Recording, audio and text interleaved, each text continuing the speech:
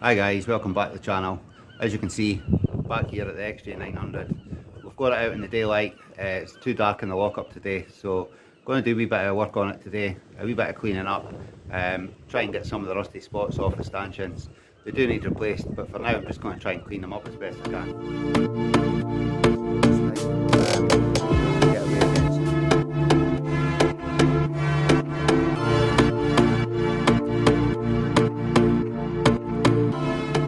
Right guys, so I've eventually got back here to the lockup, and I've pulled the bike outside for a bit of daylight, and you can see I've touched a couple of bits, and because of the spray of fuel, everything is absolutely cake and shite. So we're going to spend a little bit of time today just cleaning everything up before we start putting the cabs back on, because there's no point in having all this dirt in there that could cause potential problems. You can see down at the frame section there how much dirt is actually in there. But that isn't just for the recent spray of fuel, that's like sort of 13-14 years worth of dirt in there now, so worth cleaning off at this point. Right, so what we're doing now guys is, we've just got some Brasso wheel, and it's just enough just to give the upper part of the forks there just a wee bit of a clean. It gets rid of the rusty spots and that are just floating about there.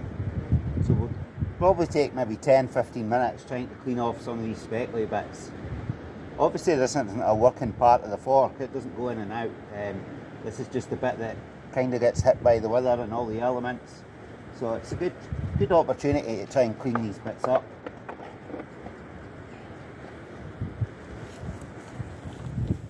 So we've used the Brasso on them guys. There is a few spots here and there. They're not perfect, but I'll tell you what, they're certainly in better condition now after a wee clean than they were 5 minutes ago. So quite pleased with that. I'm going to go and get the rubber grommets and stuff, start putting the clocks and that back in. Right guys, so the wind's kind of picking up outside, so what we've done is we've pulled it back into the lockup, but my old man did identify that this frame isn't the cleanest round the front here. So what we're going to do is, while the new blue cage isn't attached properly, we're just going to whip it back off. It's just these two sort of screws on either side that are holding it in place. So we'll whip it off and we'll give that frame a little bit of a tidy up. I did think it was done, but of course it was done whilst the bike was inside the lockup. So obviously in the light of day, it's not quite as clean as it could be. So let's crack on and do that. Right, that's the bolts out, so hopefully I should be able to, I'm just going to hand the camera over to the big man. You just hold that on there. Hopefully I should be able to just slide this out. There we go. And we'll put this safe inside.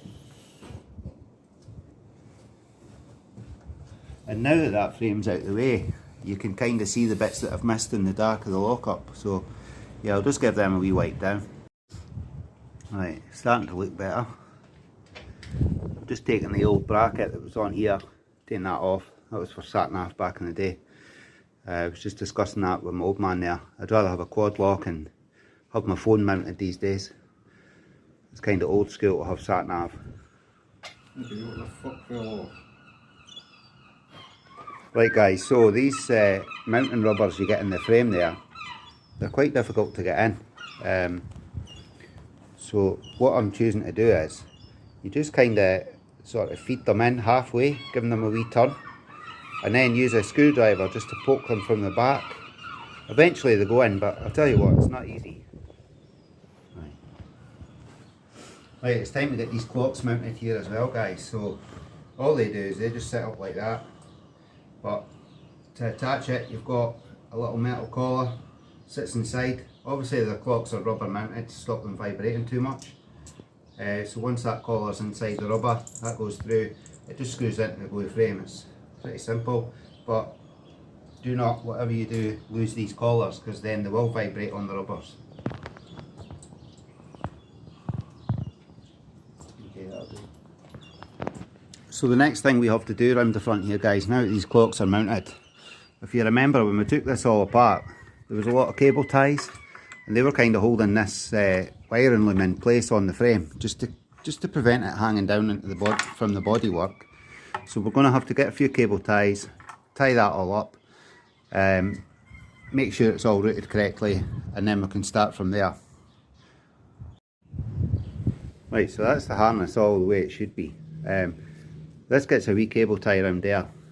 We'll get a cable tie around the top of this. That goes to the clocks there. These two go together. This one here, that's just to the back of the light bulb. That's your flasher relay. This will get a wee cable tie up at the other side. Then you've got the side light bulb and the indicator for the other side. So it's fairly simple. I've not really taken anything out of place that I'm kind of confused with. It's just a case of getting it cable tied up. Now we do have cable ties, but I want to use the dark blue cable ties. I don't want to use black ones. I mean, it sounds like it's a bit silly not to do it because I've only got black cable ties, but it's just the way I want to do it. So I'll wait until I get the blue ones ordered up, and then I'll put the cable ties on to start building up the front end. But for now, guys, I think I'm going to call it a day. The seagulls are doing my head in, the wind's howling, and it's cold. So I've done a wee bit today, a wee bit of cleaning, nothing major. We'll call it a day. Thank you for watching. We'll see you on the next video. Bye for now.